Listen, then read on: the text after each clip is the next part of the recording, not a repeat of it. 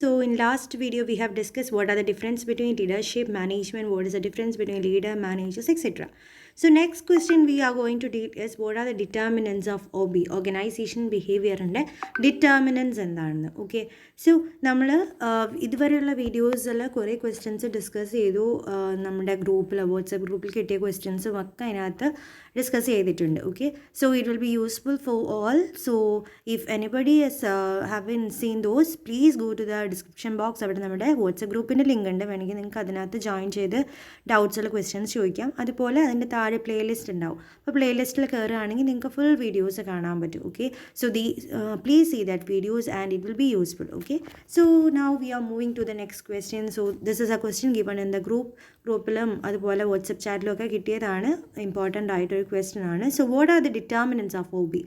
Organisation ബിഹേവിയറിൻ്റെ first മോഡ്യൂളിൽ വരുന്ന കാര്യങ്ങളാണ് determinants of OB. So the major 3 factors that effects the OB എന്ന് ചോദിച്ചാലും ദ സെയിം. ഡിറ്റർമിനൻസ് എന്ന് വെച്ചാൽ എന്തൊക്കെയാണ് OBക്ക് കാരണമാകുന്നത് എന്നാണ് അർത്ഥം. അപ്പോൾ the working environment being the base for all these factors, there's R the determinants. The first one is people, then environment and the technology. 3 ഫാക്ടേഴ്സാണ് അല്ലെങ്കിൽ 3 ഡിറ്റർമിനൻസ് ആണ് OBക്ക് ഉള്ളത്. The people in the organisation, the environment in which the organisation is working and also the technology in the organisation. ഈ 3ഉം organisation ബിഹേവിയറിൻ്റെ determinants ആയിരിക്കും. First people എന്ന് പറഞ്ഞാലോ, an organisation consist of people with different traits, personality, skill, quality, background, interest, belief, values എല്ലാം different ഉള്ള പല ആൾക്കാരുണ്ടാവും. അപ്പോൾ അവിടെ ഒരു നല്ല ഹെൽത്തി എൻവയോൺമെൻറ്റ് നമുക്ക് ക്രിയേറ്റ് ചെയ്യണമെങ്കിൽ നമ്മളവിടെ ഓരോ ഇൻഡിവിജ്വൽസിനെ പറ്റിയിട്ടുള്ള പഠിക്കണം, അവർക്ക് ഈക്വൽ ഒരു ട്രീറ്റ്മെൻറ്റ് കൊടുക്കണം, ഈക്വലി ജഡ്ജ് ചെയ്തിരിക്കണം. ഓക്കെ, അങ്ങനെ മാത്രമേ നമ്മുടെ ഓർഗനൈസേഷൻ ബിഹേവിയർ പ്രോപ്പറായി വരുള്ളൂ. So this is about the people. അപ്പോൾ 3 ഡിറ്റർമിനൻസ് ആണ്. അതിൽ ഫസ്റ്റ് വൺ ആണ് പീപ്പിൾ എന്നത് ഓർക്കുക. Second is the technology, the technology that organization is using. So technology can be defined as the implementation of the scientific knowledge for practical usage.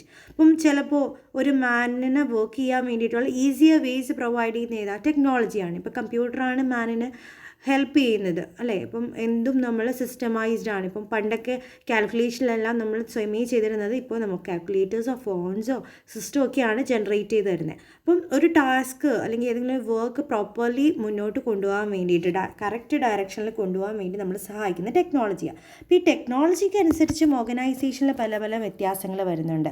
അവിടെയുള്ള ആൾക്കാർക്ക് വ്യത്യാസങ്ങൾ വരുത്തണം, ട്രെയിനിങ് ആൻഡ് ഡെവലപ്മെൻറ്റ് കൊടുക്കണം, resistance to ചേഞ്ചിനെ നമ്മൾ overcome ചെയ്യണം. അങ്ങനെയുള്ള കാര്യങ്ങളൊക്കെ include ചെയ്യുന്നതുകൊണ്ട് കോൺഫ്ലിക്റ്റ് ഒക്കെ ചിലപ്പോൾ പുതിയൊരു ടെക്നോളജി വരുമ്പോൾ ക്രിയേറ്റഡ് ആവാറുണ്ട്. അപ്പോൾ അതെല്ലാം സോൾവ് ചെയ്യണമെങ്കിൽ നമുക്ക് അതിനെ പറ്റിയൊരു സ്റ്റഡി വേണം. So this also determine the organisation behaviour and the changes in the disciplines of organisation behaviour. And the third determinant is environment. മൂന്നാമത്തെ ഡിറ്റർമിനൻ്റ് ഏതാ? എൻവയോൺമെൻറ്റ് ആണ്. Environment means the environment in which the organisation works, the social, political, legal, every environment. അതുപോലെ അതിൻ്റെ customers എല്ലാവരും ആ എൻവയോൺമെൻറ്റിൽ വരുന്നുണ്ട്. External and internal environment. So all companies function within the internal and external environment, which is the internal ഏതൊക്കെയായിരിക്കും? ഒരു ഓർഗനൈസേഷൻ്റെ ഉള്ളിലുള്ള കാര്യങ്ങൾ എന്തൊക്കെ effect ചെയ്യുന്നുണ്ട്. ഇപ്പം ഓരോ ഫേം എടുക്കുന്ന തീരുമാനത്തിനനുസരിച്ച് നമ്മുടെ എംപ്ലോയീസിൻ്റെ ബിഹേവിയറിൽ വ്യത്യാസം വരും. അവരുടെ സാലറി ആണെങ്കിലും ഇൻസെൻറ്റീവ്സിൻ്റെ കാര്യങ്ങളാണെങ്കിലും ഒക്കെ. അപ്പോൾ അതെല്ലാം നമ്മൾ പഠിച്ചിരിക്കണം. അതേപോലെ വൈൽ എക്സ്റ്റേണൽ എൻവയോൺമെൻറ്റ് ആണെങ്കിലോ, പുറത്ത് ഈ കമ്പനി നടക്കുന്നതുമായിട്ട് എഫക്റ്റ് ചെയ്യുന്ന കുറേ പൊളിറ്റിക്കൽ ഇഷ്യൂസ് ഉണ്ടാവും, ലീഗൽ ഇഷ്യൂസ് ഉണ്ടാവും. അപ്പോൾ അതെല്ലാമാണ് നമ്മളിവിടെ എക്സ്റ്റേണൽ എൻവയോൺമെൻ്റ് ആയിട്ട് പറയുന്നത്. So both these are important, അല്ലെങ്കിൽ ഇത് രണ്ടും നമ്മൾ സ്റ്റഡി ചെയ്യേണ്ട ആവശ്യമുണ്ട്. So these are the major determinants, the people, the environment and also the technology in which it works. Okay, so അതിനനുസരിച്ച് നമ്മൾ ഈ ഒരു ടെക്നോളജിക്കും എൻവയോൺമെൻറ്റിനനുസരിച്ച് കമ്പനിയുടെ പോളിസീസ് മാറ്റണം, അതിലുള്ള ട്രീറ്റ്മെൻറ്റ് മാറ്റണം, കൾച്ചർ, ക്ലൈമറ്റ് എല്ലാം വ്യത്യാസം വരുന്നുണ്ട്. So these are the determinants. Okay, so this is a question related to first module, determinants of OD. Next one is what are the importance of power in organisation. ഇതും നമുക്ക് ഇതുപോലെ question സെൻഡായി കിട്ടിയ ഒരു ക്വസ്റ്റ്യൻ്റെ ആൻസേഴ്സ് ആണ്. What is the importance of power in organization? Okay, പവറിൻ്റെ use എന്താ, എന്തിനാ പവർ അല്ലേ? ഒരു ഓർഗനൈസേഷൻ മുന്നോട്ട് പോകണമെങ്കിൽ അതിനകത്ത് പല ടൈപ്സ് ഓഫ് പവർ ഉണ്ട്. കോയസീവ് പവർ, ലെജിറ്റിമേറ്റ് പവർ, അതൊക്കെ നമ്മൾ ഡിസ്കസ് ചെയ്തതാണ്. അപ്പോൾ ഈ പവേഴ്സിൻ്റെ ഇമ്പോർട്ടൻസ് എന്താണെന്നാണ് ക്വസ്റ്റ്യൻ ചോദിച്ചിരിക്കുന്നത്. So first one is the commitment. That is, commitment will result from an attempt to exercise the power if the subordinate accept and identified with the leader. Such an employee will be motivated by the requests that seem important to the leader. അപ്പം ഒരു commitment ഉണ്ടാക്കണമെങ്കിൽ power ആവശ്യമാണ്. അപ്പോൾ ഒരു manager പറയുന്ന കാര്യങ്ങൾ അവരുടെ subordinate correct മനസ്സിലാക്കി അതുപോലെ ചെയ്യണമെങ്കിൽ there should be A kind of commitment. അത് ഈ ഒരു പവറിൽ നിന്നാണ് നമുക്ക് ജനറേറ്റ് ചെയ്യാൻ പറ്റുന്നത്. That is first importance of power. Second, the compliance. That is, the compliance refers to that the subordinates will do given tasks accordingly. Subordinates will do nothing extra or go beyond expectation of the job. Subordinates will not do any overtime. ഇപ്പോൾ compliance പറഞ്ഞാൽ തന്നിരിക്കുന്ന പണി correct സമയത്ത് അത് മാത്രം ചെയ്യണമെങ്കിലും നമുക്കൊരു power വേണം. Being a manager, I should be responsible or I should take care while if he is not doing any other work. Employee കൂടുതൽ വർക്കൊന്നും ചെയ്യുന്നില്ല, പറഞ്ഞ വർക്ക് മാത്രമേ ചെയ്യുന്നുള്ളൂ, വേറെ ആരുടെയും കയറി ഇൻവോൾവ് ആവുന്നില്ല, അതെല്ലാം ഉറപ്പ് പറയാൻ പറ്റും അല്ലേ. So that is compliance. Third is reduced resistance. Reduced resistance എന്ന് പറഞ്ഞാൽ എംപ്ലോയീസിന് നമ്മളുടെ റൂൾസ് ആൻഡ് റെഗുലേഷൻസിനനുസരിച്ച് തന്നെ മുന്നോട്ട് പോകണം അല്ലേ. അല്ലെങ്കിൽ അവരെന്താ തടയും, അവർ ഒരു റെസിസ്റ്റൻസ് കാണിക്കും, എനിക്ക് അത് ചെയ്യാൻ കഴിയില്ല, അല്ലെങ്കിൽ ഒരു ലീഡർ പറയുന്ന കാര്യം എതിർക്കും. ഇപ്പോൾ എതിർക്കാതെ അവർ മുന്നോട്ട് പോകണമെങ്കിലും എന്ത് വേണം, പവർ അത്യാവശ്യമാണ്. Then reward power of the leader. നമ്മൾ പല ടൈപ്പ് പവർ പറഞ്ഞു, reward power, coercive power, legitimate power, reference power, different types were discuss. അതിനകത്ത് ഈ റിവാർഡ് പവർ ആയിരിക്കും നമുക്ക് ഫോളോവേഴ്സിനെ ഇൻഫ്ലുവൻസ് ചെയ്യാൻ ഉപയോഗിക്കാൻ പറ്റുന്നത്. ബിക്കോസ് റിവാർഡ് പവർ എന്ന് പറഞ്ഞാൽ അവർ ചെയ്യുന്ന വർക്കിന് നമ്മൾ മോട്ടിവേഷനായിട്ട് കൊടുക്കുന്ന monetary or non monetary rewards അത് കൊടുക്കാനുള്ള അധികാരം ആസ് എ മാനേജർ എനിക്കുണ്ടെങ്കിൽ the things what I see will be always attracted, അല്ലെങ്കിൽ അത് ഇൻഫ്ലുവൻസ് ചെയ്തിരിക്കും അവിടുത്തെ എംപ്ലോയീസിനെ. So that power, that is the reward power helps us or the manager to influence the followers through motivation. Then which legitimate power? ഇപ്പോൾ legitimate power ഉണ്ട് എനിക്ക് എങ്കിൽ as a manager, if I am having a legitimate power, then the manager or the leader can win confidence of the subordinate. Confidence നമുക്ക് കിട്ടണം. Subordinates നമ്മളിലൊരു വിശ്വാസം വേണം അല്ലേ. ഞാൻ ഇപ്പം മാനേജർ പറയുന്ന വർക്കുകളെല്ലാം സബോർഡിനേറ്റ്സ് ചെയ്താൽ അതിനനുസരിച്ച് എന്തെങ്കിലും റെമഡി കിട്ടുമോ, അല്ലെങ്കിൽ അതിനനുസരിച്ചുള്ള സാലറി കിട്ടുമോ, ഇതെല്ലാം വിശ്വാസം വരണമെങ്കിൽ I should have a legitimate power, and that is another importance of power. Then reference power ആണ്. If I am having a reference power, then it helps one to be the perfect role model for the subordinates. If I have the power to refer him for the promotion or for any transfers, അതിനുള്ള capacity as a manager if I have, then I will be the perfect role model for that subordinate. അപ്പോൾ ഇതെല്ലാമാണ് major importance of power in an organization, like commitment, compliance, resistance, and also the reward power give a influencing power, then legitimate power help to give a confidence to the employees, and also the reference power will make us the perfect role model for the employees. So these are the importance of power in an organization. Okay, so this is the another question. ഇനി നമ്മൾ discuss ചെയ്യാൻ പോകുന്നത് what are the assumptions and nature of organization development. OD എന്നൊരു ഭാഗമുണ്ട്. അപ്പോൾ ഓഡിയിൽ what is OD, what are the nature, what are the assumption, ഇതും important ആണ്. നമ്മളുടെ ലാസ്റ്റ് മൊഡ്യൂൾസിലോട്ട് വരുമ്പോൾ ഉള്ള ഒരു ക്വസ്റ്റ്യൻ ആണ്. അപ്പോൾ ഓർഗനൈസേഷൻ ഡെവലപ്മെൻറ്റ് എന്ന് പറഞ്ഞാൽ എന്താ, in all aspects we are improving the organisation structure, its culture, everything. Organisation എന്തൊക്കെ മാറ്റങ്ങൾ വേണോ ഫോർ ദ കറൻറ്റ് സിനേറിയോ, എന്തൊക്കെ മാറ്റം വേണോ അതെല്ലാം കൊണ്ടുവരുന്നതിനെയാണ് നമ്മൾ ഓർഗനൈസേഷൻ ഡെവലപ്മെൻറ്റ് എന്ന് പറയുക. അപ്പോൾ ആ ഓർഗനൈസേഷൻ ഡെവലപ്മെൻറ്റ് കൊണ്ടുവരണമെങ്കിൽ നമ്മൾ കുറേ കാര്യങ്ങൾ അസ്യൂം ചെയ്യണം. അസംഷൻ ചിലപ്പോൾ ഇൻഡിവിജ്വൽസിനെ, ആ ഓർഗനൈസേഷനിലുള്ള ഇൻഡിവിജ്വൽസിനെ പറ്റിയിട്ടുണ്ടാവും, അതിലുള്ളിലുള്ള ഗ്രൂപ്പ്സുകളെ പറ്റിയിട്ടുണ്ടാവും, അതുപോലെ ഓർഗനൈസേഷൻ ഡിസൈനിങ്ങിൽ തന്നെ ഉണ്ടാവും. അപ്പോൾ ഈ ഓരോ കാര്യങ്ങളിലുള്ള നമ്മുടെ അസംഷൻസ് ആണ് ഇനി ഡിസ്കസ് ചെയ്യാൻ പോകുന്നത്. First, assumptions of dealing with ഇൻഡിവിജ്വൽസിനെ ഡീൽ ചെയ്യുമ്പോൾ, ഓർഗനൈസേഷൻ ഡെവലപ്മെൻറ്റ് നമ്മൾ ഇൻഡിവിജ്വൽസിനെ കൊണ്ടുവരുമ്പോൾ what all should we take or what are the assumption that you should have.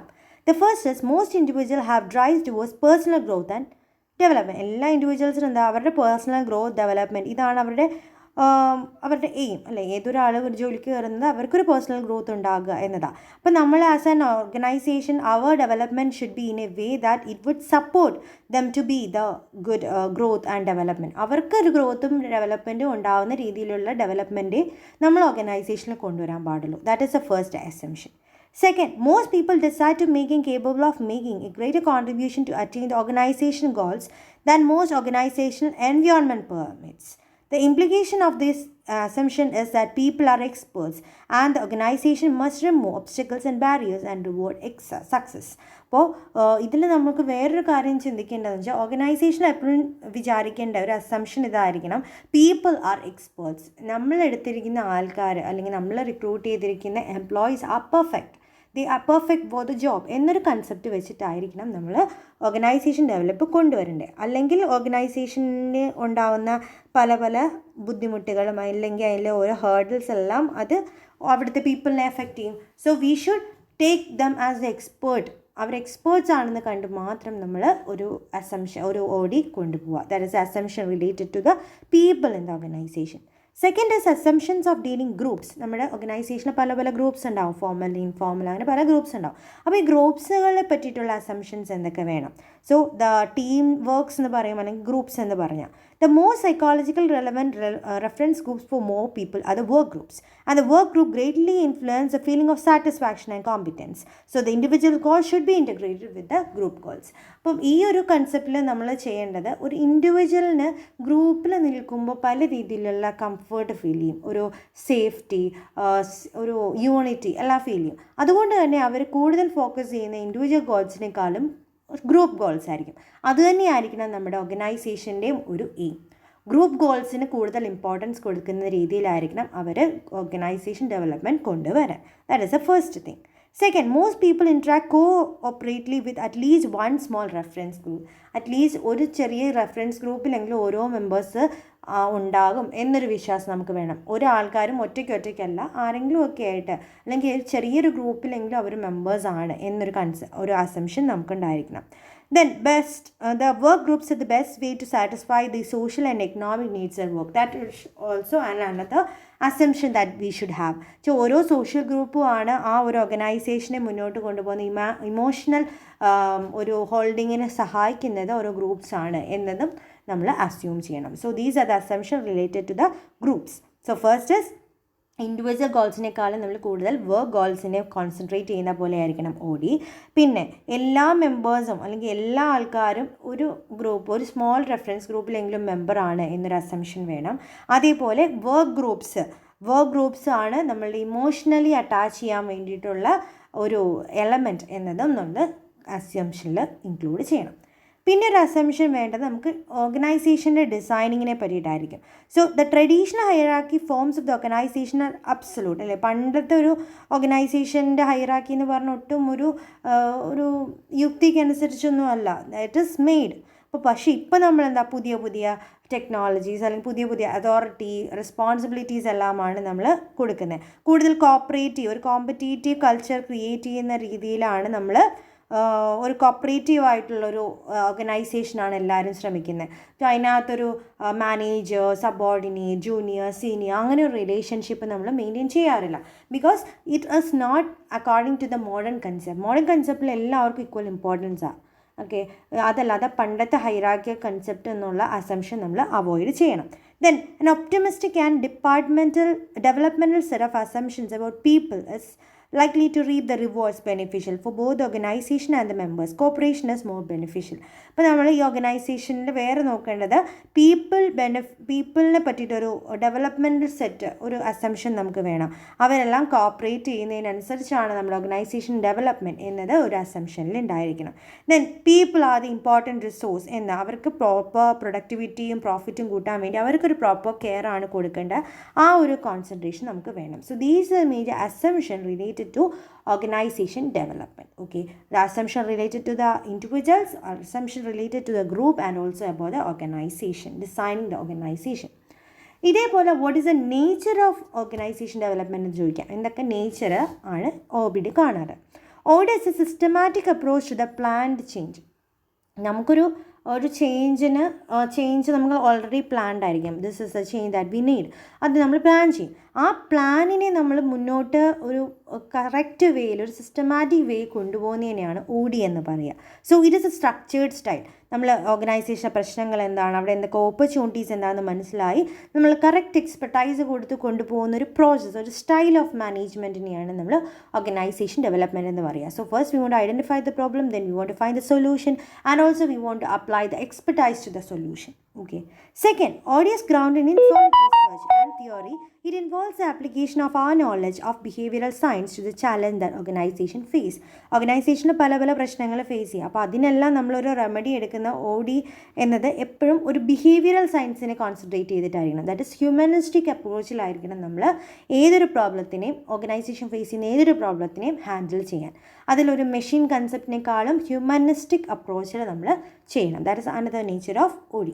Then OD recognize the reciprocal relationship between the individuals and the organization. That is, if it should acknowledge that for organization to change, the individuals must change. അപ്പോൾ ODയിൽ വേറെ നമ്മൾ concentrate ചെയ്യേണ്ട ഇതാണ്, OD എന്ന് പറഞ്ഞാൽ organisational development ആണ് ആവശ്യം. എന്നാൽ ഓർഗനൈസേഷണൽ ഡെവലപ്മെൻറ്റ് വരണമെങ്കിൽ ഓർഗനൈസേഷനിൽ ഒരു ചേഞ്ച് വരണം. ആ ചേഞ്ച് വരണമെങ്കിൽ അതിനെന്തുണ്ടാവണം, ആ ഓർഗനൈസേഷനിലെ ഉള്ളിൽ വർക്ക് ചെയ്യുന്ന ആൾക്കാർക്കൊരു ചേഞ്ച് വരണം. Only if the people change, the organization change. Okay, so that is another nature, the characteristics of OD. Then OD is goal oriented, and it is a process that seeks to improve both the individual and organization well-being and effectiveness. ഓർഗനൈസേഷൻ്റെയും അതുപോലെ ഇൻഡിവിജ്വലിൻ്റെയും wellbeing അല്ലെങ്കിൽ അവരുടെ goals reach ചെയ്യുന്ന രീതിയിലായിരിക്കണം. That is goal oriented ആയിട്ട് എപ്പോഴും OD നടക്കാവുള്ളൂ. If there is no goal, then the OD is unsuccessful. Okay. And last one is OD is design to solve problems. എന്തൊക്കെ ഓർഗനൈസേഷന് പ്രശ്നങ്ങളുണ്ടോ അത് സോൾവ് ചെയ്യാൻ വേണ്ടിയിട്ടായിരിക്കണം ഓർഗനൈസേഷൻ ഡെവലപ്മെൻറ്റ്. ഓക്കെ, ഒരു പ്രോബ്ലം കണ്ടു, അതിന് സൊല്യൂഷൻ കണ്ടു, ഈ സൊല്യൂഷനുള്ള എക്സ്പെർട്ടൈസ് നോളജ് കൊടുക്കാൻ വേണ്ടിയിട്ടാണ് നമ്മൾ OD എന്ന കൺസെപ്റ്റ് കൊണ്ടുവരുന്നത്. So this is the nature of OD. അപ്പോൾ നമ്മൾ അസംഷൻസും പറഞ്ഞു, നേച്ചറും പറഞ്ഞു. So this was a question.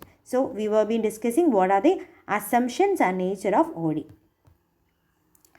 Next is how to overcome the resistance to change in organisation. ഇതും ഒരു ഇമ്പോർട്ടൻറ്റ് ക്വസ്റ്റ്യൻ ആണ്. എനിക്ക് ഇതുപോലെ പ്രൊവൈഡ് ചെയ്ത് കിട്ടിയതാണ്, നമ്മുടെ ഗ്രൂപ്പിൽ കണ്ടൊരു ക്വസ്റ്റ്യൻ ആണ്. So I'm discussing that how to overcome the resistance to change in organisation. ഒരു ഓർഗനൈസേഷനിൽ ഒരു മാറ്റം വേണം എന്ന്, ഓർഗനൈസേഷൻ ചേഞ്ച് എന്ന് പറഞ്ഞാൽ ഒരു മാറ്റമാണ്. ആ മാറ്റം വേണമെന്ന് ഓർഗനൈസേഷൻ ആഗ്രഹമുണ്ട്. അവിടെയുള്ള ഹയർ CEO, MD അങ്ങനെയുള്ള ബോർഡ് ഓഫ് ഡയറക്ടേഴ്സിന് താല്പര്യം ഉണ്ടാവും. പക്ഷേ അങ്ങനെ ഒരു ചേഞ്ച് ചിലപ്പോൾ അവിടെയുള്ള എംപ്ലോയീസിന് ഇഷ്ടപ്പെടണമെന്നില്ല. Because they think that it will make them jobless. ചിലപ്പോൾ അവരുടെ ജോലി നഷ്ടമാകാം. പുതിയൊരു ടെക്നോളജി വന്നു, അത് അഡോപ്റ്റ് ചെയ്യാൻ പറയുമ്പോൾ ചിലപ്പോൾ അത് അഡോപ്റ്റ് ചെയ്യാൻ പറ്റാത്തവർക്ക് ജോലി നഷ്ടമാവും. അപ്പോൾ അങ്ങനെയുള്ള പേടി കാരണം അവർ റെസിസ്റ്റ് ചെയ്യും. ഈ ഒരു ഡെവലപ്മെൻറ്റ് വേണ്ട, അല്ലെങ്കിൽ ഈ ഒരു ചേഞ്ച് വേണ്ട. അതിനെയാണ് റെസിസ്റ്റൻസ് ടു ചേഞ്ച് എന്ന് പറയാം. the resistance that the employees will shower on the change that is to be taken place in an organization. So അങ്ങനെയുള്ള ഒരു റെസിസ്റ്റൻസ് ടു ചേഞ്ച് വന്നാൽ ഓർഗനൈസേഷൻ ഡെവലപ്മെൻറ്റ് ഉണ്ടാവില്ല. അപ്പോൾ ഓർഗനൈസേഷൻ ആ പഴയ സ്ഥിതിയിൽ തന്നെ നിൽക്കും, അതൊരിക്കലും പ്രോഫിറ്റും ഉണ്ടാക്കില്ല. അപ്പോൾ അത് കാരണം നമ്മൾ as an organisation head or as a manager we should tackle it. We should find A solution for overcoming this organisation change. അതാണ് ഇവിടെ നമ്മൾ ഡിസ്കസ് ചെയ്യാൻ പോകുന്നത്. അപ്പോൾ അതിനാദ്യം നമ്മൾ ചെയ്യേണ്ടത് നമ്മളുടെ എംപ്ലോയീസിനെ പ്രോപ്പർലി കമ്മ്യൂണിക്കേറ്റ് ആൻഡ് എഡ്യൂക്കേറ്റ് ചെയ്യണം. Why we need a change. എന്തിനാണ് നമ്മുടെ ഓർഗനൈസേഷന് മാറ്റം കൊണ്ടുവരേണ്ടത്, മാറ്റം കൊണ്ടുവരുമ്പോൾ എന്തെല്ലാം ഗുണങ്ങൾ നമ്മുടെ ഓർഗനൈസേഷന് വരും, അതുവഴി നിങ്ങൾക്ക് എന്തൊക്കെ ഗുണങ്ങൾ വരും, അങ്ങനെയുള്ള പ്രോപ്പർ കമ്മ്യൂണിക്കേഷൻ ആൻഡ് എഡ്യൂക്കേഷൻ കൊടുക്കണം. ബിക്കോസ് പീപ്പിൾ ഡോണ്ട് നോ, അവർക്ക് അറിയത്തില്ല എന്താണ് ഈ സിറ്റുവേഷൻ എന്നറിയില്ല. Why there is a need of change, ഇതൊന്നും അവർക്ക് മനസ്സിലാവുന്നുണ്ടാവില്ല. അപ്പം എന്താണ് കാര്യമെന്ന് പറഞ്ഞു കൊടുത്താലേ അവരതിനനുസരിച്ച് വർക്ക് ചെയ്യുള്ളൂ. അവർ വിചാരിക്കുന്നത് ഞങ്ങളൊരു പുതിയൊരു കാര്യം ചെയ്താൽ അത് റിസ്കി അല്ലേ, അത് ചിലപ്പോൾ അവരുടെ ജോലി തന്നെ നഷ്ടമാകാൻ കാരണമാകും എന്ന് പേടിച്ചിട്ടായിരിക്കും അവർ ഒരു റെസിസ്റ്റ് ചെയ്യുന്നത്. So we want to give them better communication and education about the change under or should before it has taken place. നേരെ കൊണ്ടുവരുന്നതിന് മുമ്പേ. അപ്പോൾ മാത്രമേ ആ ചേഞ്ചിൻ്റെ ഗുണങ്ങൾ എല്ലാ ആൾക്കാരും മനസ്സിലാക്കി അതിനനുസരിച്ച് പോസിറ്റീവ്ലി റെസ്പോണ്ട് ചെയ്യുള്ളൂ. Second, participation. That is, a lack of belief that the organization can make effective change lead to resistance to change. Organisation ഈ ഒരു മാറ്റം കാരണം ഗുണം ഉണ്ടാവുമോ എന്ന് ആൾക്കാർക്ക് പേടിയുണ്ടാവും. ബിക്കോസ് അവരെ ഒരിക്കലും ഇൻവോൾവ് ചെയ്തിട്ടില്ല. എന്തിനാ ഇങ്ങനെ ഒരു ചേഞ്ച് കൊണ്ടുവരുന്നു, അതിനെപ്പറ്റി അവരോട് കമ്മ്യൂണിക്കേറ്റ് ചെയ്തോ അവർക്ക് അതിനെപ്പറ്റി ഒരു നോളജോ കൊടുത്തിട്ടില്ല. അങ്ങനെയുള്ള കേസിൽ അവർ പാർട്ടിസിപ്പേഷൻ ഇല്ലെങ്കിൽ ദേ think that it is only done for the companies benefit. കമ്പനിയുടെ ഗുണത്തിന് വേണ്ടി മാത്രമാണ് ഞങ്ങൾക്ക് ഒരു ബെനിഫിറ്റും ഇല്ല, ഞങ്ങളെ പുറത്താക്കാൻ വേണ്ടിയിട്ടാണ്, എങ്ങനെ ചിന്തിക്കുമ്പോഴും പക്ഷെ അവരുടെ ഒരു പാർട്ടാക്കിയിട്ടില്ലല്ലോ, അവരോടൊന്നും കമ്മ്യൂണിക്കേറ്റ് ചെയ്തിട്ടില്ല, പാർട്ടിസിപ്പേഷൻ ചെയ്തിട്ടില്ല. അപ്പോൾ അങ്ങനെ ഒരു പേടി കാരണമാവാം. So we want to give them better participation. Workers participation in management need to be improved. ഇനി support, that is, organization transformation is usually accompanied by the change to routines, taking people out of comfort zone. This may lead to the exhaustion, especially if the organization is subject to change in the business evolution. ചിലപ്പോൾ ബിസിനസ്സിന് തന്നെ പല പല ഘട്ടങ്ങളിലേക്ക് മാറുന്നു. അപ്പോൾ ആ സമയത്ത് പണ്ട് ജോലി ചെയ്തിരുന്ന ഏരിയയിൽ നിന്നൊക്കെ ആൾക്കാർ ചിലപ്പോൾ ആ കംഫർട്ട് സോൺ, ചിലപ്പോൾ ഒരു സ്ഥലം തന്നെ വർക്ക് ചെയ്ത് അത് നമ്മുടെ കംഫർട്ട് സോൺ ആയിട്ട് മാറും. That is we are only happy with that unit, അവിടെ പോയാൽ നമ്മൾ ഹാപ്പി, അങ്ങനെയുള്ളത്.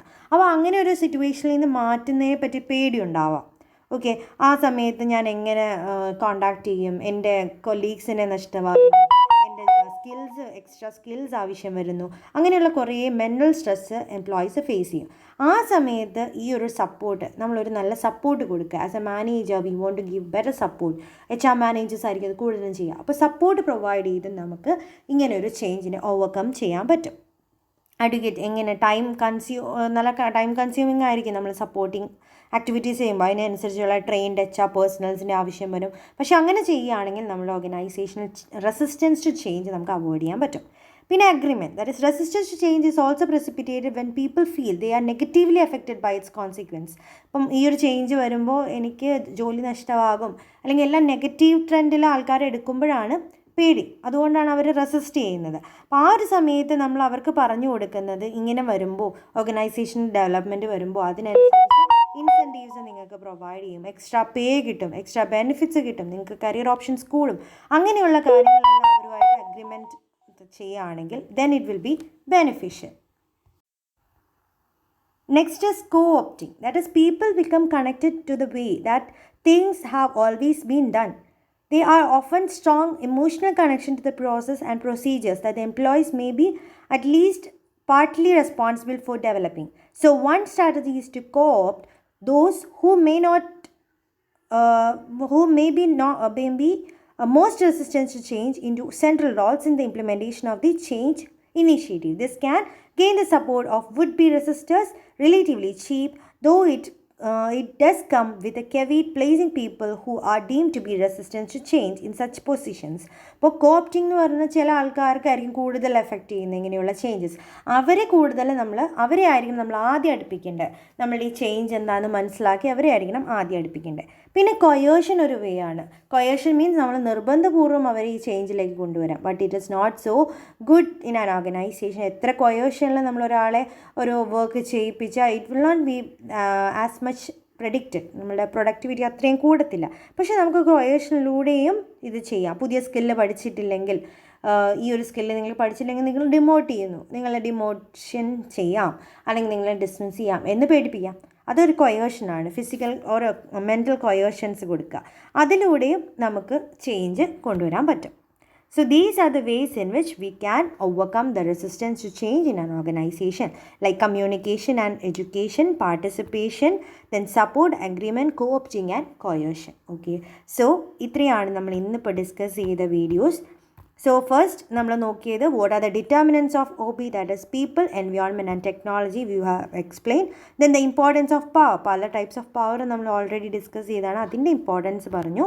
Then what are the assumptions and nature of OD discuss ചെയ്തു. And last, what are the ways in which we can overcome the resistance to change in an organization. ഇത്രയും കാര്യങ്ങളാണ് നമ്മളിപ്പോൾ discuss ചെയ്തത്. Okay, so if you have any doubts please contact over the WhatsApp group chat in which you can ask the questions. I can provide the answers there. അതുപോലെ videos എല്ലാം നിങ്ങൾ കാണുക. എന്തെങ്കിലും doubt ഉണ്ടെങ്കിൽ നിങ്ങൾക്ക് കമൻറ്റ് ബോക്സിലോ അവിടെയോ ഇടാം. പിന്നെ നമ്മുടെ പ്ലേലിസ്റ്റിൽ കയറിയിട്ട് ഡിസ്ക്രിപ്ഷൻ ബോക്സിൽ പ്ലേലിസ്റ്റും ഉണ്ടാവും, അതിൽ കയറി എല്ലാ വീഡിയോസും കാണുക.